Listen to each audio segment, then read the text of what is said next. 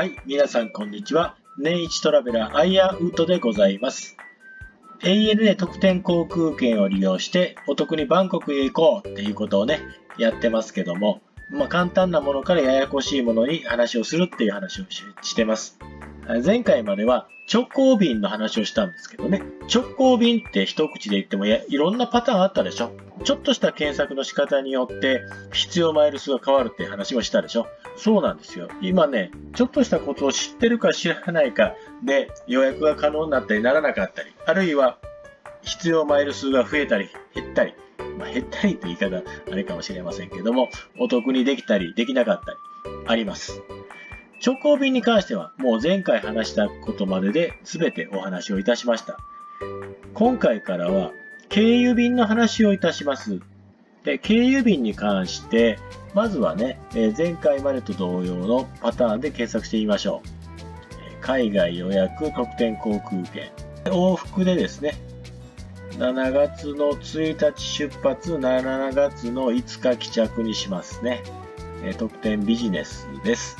これで検索してみましょう。ANA 特典85,000、スターラッシュ特典63,000。このからくりはもう前回お話をいたしました。で、ANA 特典に関しては全部直行しか出ませんね。スターアライアンス特典のクリックします。そしたら行きに関しては、経由便が出ました。東京から大阪へ行って、大阪から北京へ行くんですね。ANA のビジネスクラスです。で、北京からバンコクへ中国国際航空のビジネスクラスで行くと。こういうパターンがあります。ANA 便とそれからスターアライアンス便を組み合わせて乗り換えをしていくんですね。なるほど、なるほど。で、帰りは直行しか出ないね。直行で ANA で朝便か夜便か。一応朝便がデフォルトになってるから、これクリックします。7月1日、朝ね、羽田から関空へ飛んで、関空から北京へ ANA のビジネスクラスで行きますね。で、その日の昼か、乗り継ぎ時間非常に短いね。で、北京からバンコクへ中国国際航空のビジネスクラスで行くと、その日の夜の6時10分に到着します。乗り継ぎ時間は短いので、思ったより早く着きますね。それと帰りですね。帰りはもう直行でバンコクから成田へ帰ってくると。で、これに関して必要なマイルが63,000。お支払い総額が41,730円。前回直行便で行きが ANA 帰りがタイ航空の場合をご紹介しましたね。あの時は必要マイルが6万マイルでした。で、お支払い総額が38,230円でした。若干ね、必要マイル増える。3000マイル増えるんですね。支払い総額も飛行機に乗る回数が多いだけ若干増えるんですけども、3000円ぐらいですよ。こういうような予定もね、直行便が取れないけど経由便が取れますっていうパターンもあります。どっちかっていうと、今の検索方法で予約をされる方っていうのは、考えてね、自分はここを経由したいとかいうふうなことを考えてるわけじゃなくって、直行便狙いで、直行便なかったらしょうがないから経由便に行こうかなっていう方は、今の検索の方でもいいんですけど、ところがどっこいなんですよ。ところがどっこいがあるんです。もう一回戻るんですけど、今ね、検索できる便数がこれだけなんです。わかります？選択肢は、行きに関してはこれしか選択肢ないんです。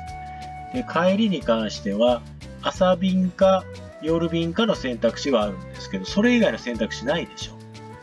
ちょっとね、違う検索のやり方します。今までここの往復片道しか見てきませんでしたけど、こっちです。複数都市クラス混在。これを見ます。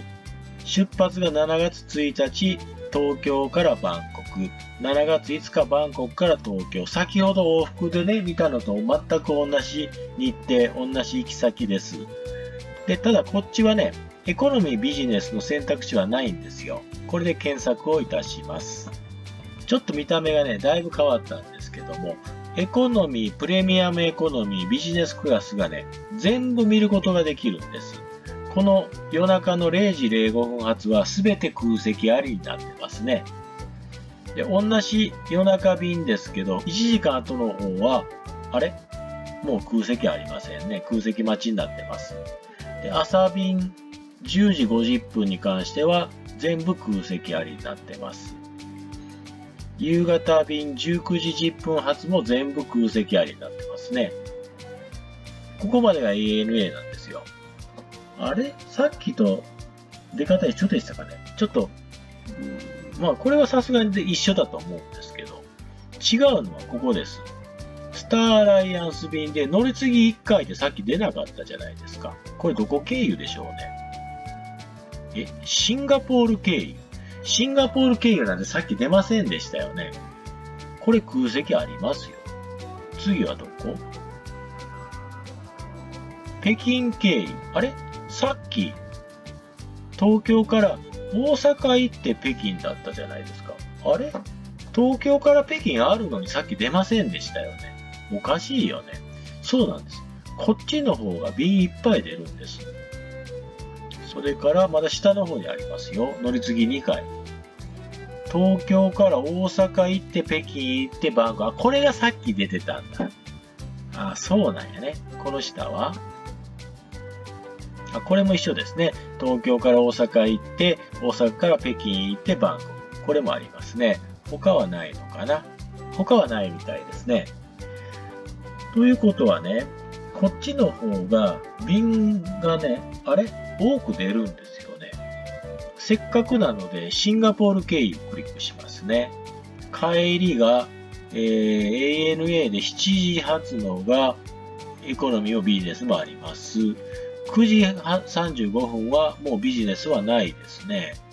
から夜便9時35分発はエコノミーもビジネスもありますね。直行便あります。それから経由便はこれどこかな？バンコクから北京中国国際航空で行って関西空港に ANA、それから東京ですね。それと、こんだけか。なるほど。まあさっき片道、直行便見てましたから今回もそうしましょう。7月1日の、朝便で羽田からシンガポールに ANA のビジネスクラスで行きます。で、折り返しね、シンガポールからバンコクに、シンガポール航空のビジネスクラスで、その日の夜の8時にバンコク着くんですね。で帰りは7月5日に、直行便です。朝便でバンコクから成田へ帰ってきます。特典ビジネス。ANA の特典ビジネスです。これで63,000マイル、支払い総額が43,690円。先ほどの北京経由が63,000は一緒ですね。支払い総額が41,730円だったから2,000円ぐらいこっちのやっぱシンガポールの方が遠いので、高くなりますね。でもどうかな？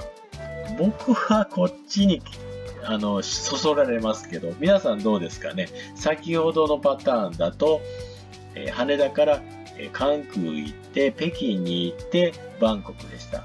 これだと羽田からシンガポールに行ってバンコク。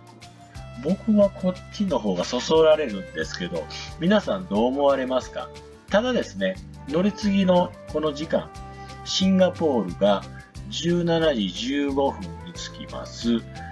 シンガポール発が18時30分ということは1時間15分しかありませんので、これね、シンガポールを楽しむっていうことは無理ですね。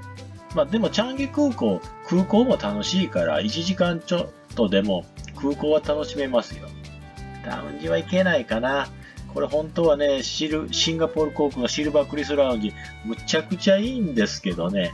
そしたらね、今日のところは経由便の触りです。あくまでもこれ自分で考えてやったわけじゃなくってANA のシステムが進めてくれたものを見たんですね。で、その進め方が単純に往復だけで見た場合と複数都市で見た場合と違うんだっていうところで今日は置いとくんですけども、さあこのチケットね、先ほど言った通りです。せっかくシンガポール行くのに、これシンガポール1時間15分しか折れないの面白くないやんって私は思うんです。そしたらどうしたらいいのか。シンガポールに泊まりたいな。っていうことを次回紹介いたします。チャンネル登録していただきまして、この先もご視聴いただきますようよろしくお願いいたします。